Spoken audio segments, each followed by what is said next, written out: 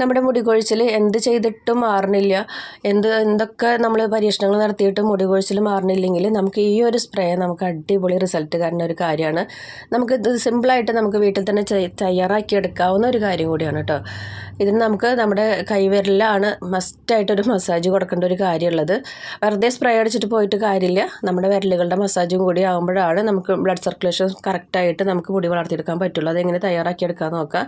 ഇതിപ്പോൾ ഒരു ഗ്ലാസ് വെള്ളത്തിലേക്കുള്ളതാണ് ഞാനിവിടെ ചെയ്യുന്നത് കേട്ടോ. ഒരു ഗ്ലാസ് വെള്ളം എടുക്കുക, പിന്നെ 1 ടീസ്പൂൺ ചായല, 1 ടീസ്പൂൺ കരിഞ്ജീരകം, 1 ടീസ്പൂൺ ഉലുവ, പിന്നെ 5-6 ഗ്രാമ്പു, 2 തണ്ട് കറിവേപ്പിൻ്റെ ഇല.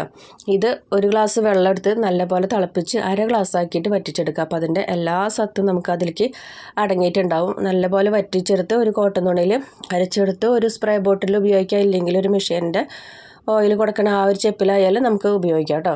അല്ലെങ്കിൽ ഒരു കോട്ടൺ തുണി വെച്ചിട്ട് നമുക്ക് തലയോട്ടിലൊക്കെ മസാജ് ചെയ്ത് കൊടുക്കാം. അപ്പോൾ ഏറ്റവും കൂടുതൽ നമുക്ക് നല്ലത് ഒരു സ്പ്രേ ബോട്ടിലോ അല്ലെങ്കിൽ ഈ ഒരു ഓയിലിൻ്റെ ചെപ്പിലോ ചെയ്യണതാണ് കേട്ടോ. അങ്ങനെ നമുക്ക് ഒരു നിറം ഒഴിവാക്കിയിട്ട് നമുക്കിത് ചെയ്ത് കൊടുക്കാൻ പറ്റിയിട്ടുള്ളൊരു അടിപൊളി സ്പ്രേ ആണ്. നിറം ഒഴിവാക്കാൻ പറഞ്ഞത് ചിലവർക്ക് ജലദോഷത്തിൻ്റെ ഒരു പ്രശ്നം ഉണ്ടാവും. അപ്പോൾ അതുകൊണ്ടാണ്. ഇതിൽ പിന്നെ ഉലുവ ചേർത്തിട്ടുള്ളത് കൊണ്ട് തണുപ്പൊരു പ്രശ്നമാകുമോ എന്നുള്ളത് പേടിക്കേണ്ട കാര്യമില്ല. നമ്മൾ ഉലുവ അരച്ച് ചേർക്കണവർക്കാണ് അത് കൂടുതൽ ആ ഒരു ബുദ്ധിമുട്ടൊക്കെ ഉണ്ടാവുക. ഇത് നമ്മൾ അതിൻ്റെ സത്തൊക്കെ നമുക്ക് കംപ്ലീറ്റ് ഇതിൽ ഇറങ്ങിയിട്ടുള്ള ആ ഒരു വെള്ളമായതുകൊണ്ട് നമുക്ക് വേറെ കുഴപ്പങ്ങളൊന്നും വരില്ല. അപ്പോൾ നമ്മൾ ഓരോ സൈഡിലും എടുത്ത് നല്ല രീതിക്ക് ഇങ്ങനെ കുറേശ്ശെ ഒഴിച്ചു കൊടുത്ത് വിരലുകൾ കൊണ്ട് നല്ല രീതിക്ക് മസാജ് കൊടുക്കുക. അതേപോലെ തന്നെ മുടിയുടെ തുമ്പുമായിരിക്കും ഈ ഒരു കാര്യം നമ്മൾ ചെയ്ത് കൊടുക്കണം കേട്ടോ.